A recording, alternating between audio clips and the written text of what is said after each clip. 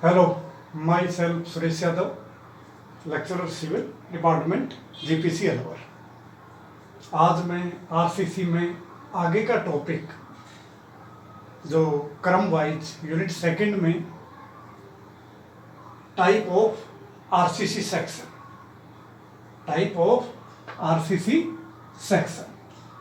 कि RCC section में RCC के अंदर कितने टाइप के सेक्शन हैं। जब आरसीसी बीम का डिजाइन करते हैं तो किस किस टाइप के सेक्शन हैं, तो उसके बारे में डिस्कस करेंगे। आरसीसी सेक्शन डिजाइन करते हैं तो 3 टाइप के सेक्शन होते हैं।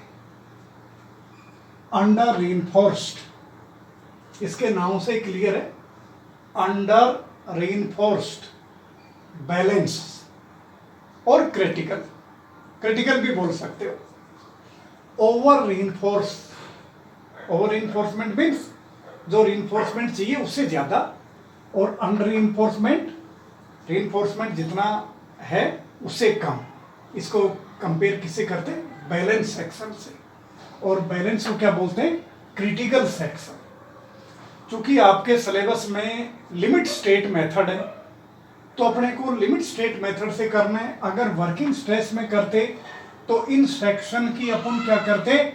स्ट्रेसेज देखते, stresses in concrete and stresses in steel. लेकिन चूंकि लिमिट स्टेट मेथड है तो लिमिट स्टेट में मैं अपन डिस्कस करेंगे strain, maximum strain, ultimate strain, इसकी बात करेंगे। तो पहली बात करते हैं कि ये क्या है।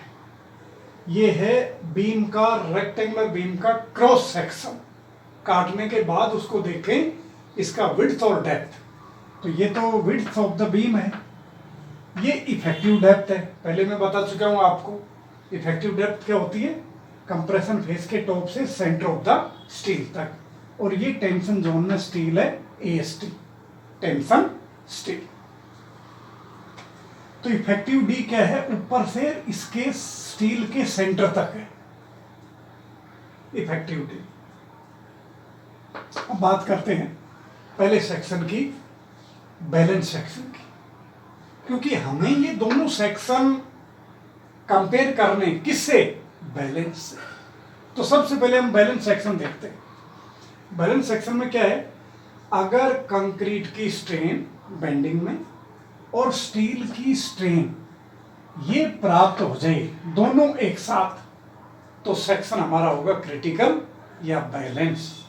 आपको मैंने पहले बताया जंक्शन में कि बेंडिंग कंप्रेशन में कंक्रीट की अल्टीमेट स्ट्रेन 0.0035 और 0.35% और स्टील की नॉट लेस देन, इस कोड कहते हैं नॉट लेस देन, इसके बराबर मान लो 0.002 प्लस 0.87 FI/ES। ये आपकी यील्ड, जो कैरेक्टरिस्टिक यील्ड स्ट्रेस है स्टील की, 500 हो सकती है, 250 हो सकती है, ये modulus of elastic of steel. तो इस तरह से ये वैल्यू आपकी आ जाएगी। तो 415 है तो ये वैल्यू 0.0038 आ जाएगी। तो अगर ऐसी स्ट्रेन सेक्शन की है जिसमें ये दोनों एक साथ अचीव हो जाए, लिमिटिंग को दोनों एक साथ हो जाए, कंक्रीट की एज वेल एज स्टील की, तो न्यूट्रल एक्सिस बन जाएगा क्रिटिकल और आपका सेक्शन बन जाएगा बैलेंस या क्रिटिकल सेक्शन। और यहां पर जो XU है, इस XU को कहेंगे XU मैक्स, यानी न्यूट्रल एक्सिस की मैक्सिमम डेप्थ बैलेंस सेक्शन की। क्या कहेंगे इस न्यूट्रल एक्सिस को? क्रिटिकल, या दूसरे शब्दों में XU मैक्स। ठीक। अब ये सेक्शन कौन सा है? बैलेंस। बैलेंस को कई बार क्रिटिकल भी बोलते हैं ये। और लिमिट स्टेट में कई बार लिमिटिंग सेक्शन भी बोलते हैं, लिमिटिंग सेक्शन। अब अगर हम इसको इसके साथ कंपेयर करें तो इसका नाम है अंडर रीइंफोर्स्ड। अंडर रीइंफोर्समेंट का मतलब इसमें जो स्टील थी ये उससे कम स्टील थी। इसके रेस्पेक्ट में इस सेक्शन में स्टील कौन सी है? कम है। ठीक है, तो सेक्शन किस तरह से बिहेव करेगा?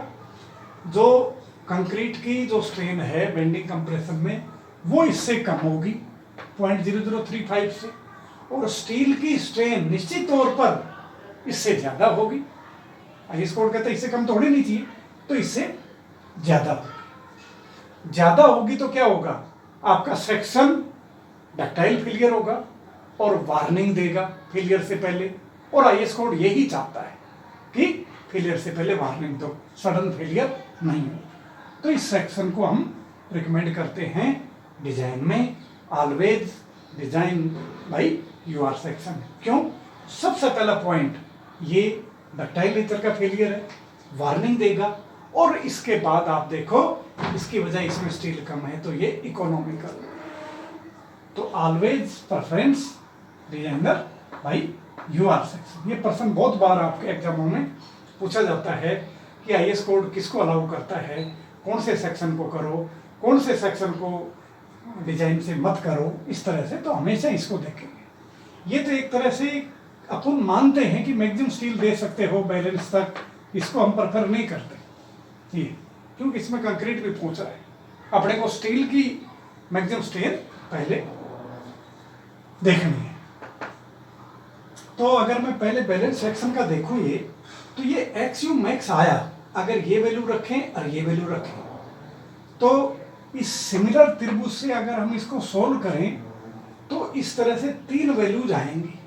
X U max is equal to 0.53 D, या डी इसके नीचे लिया हो, X U max upon D, या लो ऐसे हो जाएगी 0.48, 0.46।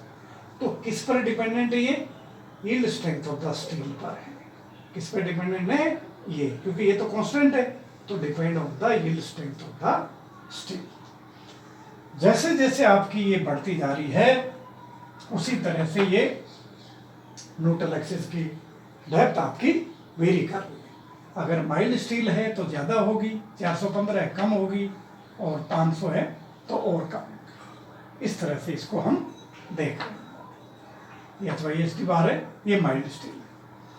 अब अगर हम इसको देखें तो इसके अंदर ये XU मैक्स है, ये XU है, तो XU less than XU max, XU less than XU max, section fail in ductile nature.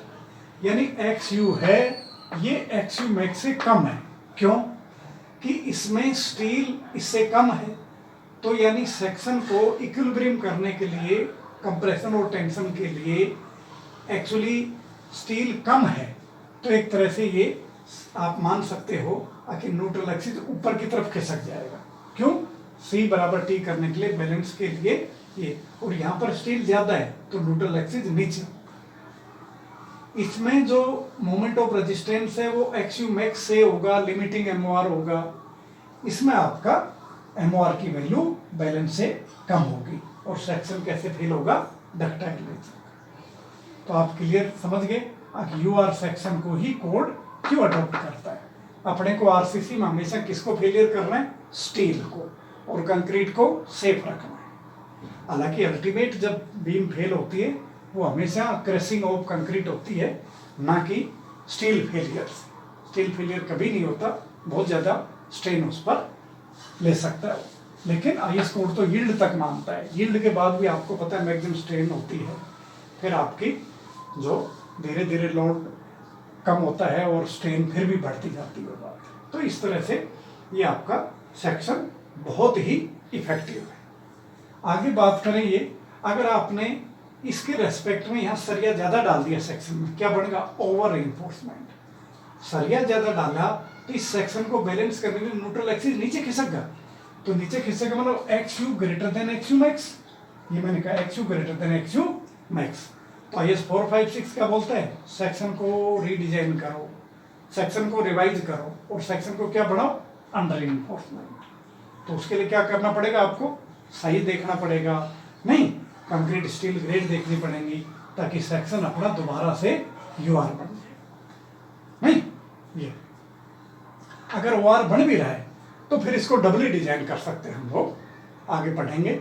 Dabali reinforcement DR section. इसमें क्या होगा कि कंक्रीट अपनी स्ट्रेन को प्राप्त कर लेगा, मैक्सिमम स्ट्रेन को, और स्टील प्राप्त नहीं करेगा। ये स्ट्रेन है, ये तो अंडर स्ट्रेन रह जाएगी, और ये फुली, तो कंक्रीट क्रश हो जाएगा, और ये सडनली, यहाँ मैंने ये लिखा है section fail suddenly without warning, बिना वार्निंग दिए सेक्शन फेल हो जाएगा और ऐसा IS कोड कभी नहीं चाहता। और दूसरा आपका है अनइकोनॉमिकल, स्टील बहुत ज़्यादा लगेगी तो वो सेक्शन अनइकोनॉमिकल भी होगा। तो IS कोड क्या कहता है, अगर OR सेक्शन है तो उसको हम डिजाइन करेंगे बैलेंस सेक्शन की तरह। तो मुख्य तौर पर ये सेक्शन दो ही हैं, बैलेंस सेक्शन और अनरीइंफोर्समेंट सेक्शन। इसको हम रिडिजाइन करेंगे दोबारा से या एक्सोमैक्स पर बैलेंस डिजाइन करेंगे। तो इस तरह से आज आपका ये लेक्चर था, बहुत इंपॉर्टेंट है, चाहे WSM हो चाहे LSM हो। WSM इसमें स्ट्रेसेस लेते हैं और LSM इसमें स्ट्रेन लेते हैं। तो ये मैंने अजम्पशन में आपको बताई थी, वो डाटा ही है। तो ये किस तरह से आई, तो बहुत सिंपल तरीके से इस स्ट्रेन को बराबर ये कर देंगे, ये सिमिलर त्रिभुज है, ये अपॉन ये और ये अपॉन ये। तो ये आपकी एक्सयूमैक्स है और ये वैल्यू D माइनस एक्सयूमैक्स है, क्योंकि ये D है, तो उससे आपकी एक्सयूमैक्स की वैल्यू आ जाएगी। तो इस तरह से आपको ये बताया कि हमेशा UR सेक्शन को ही अडॉप्ट क्यों करें।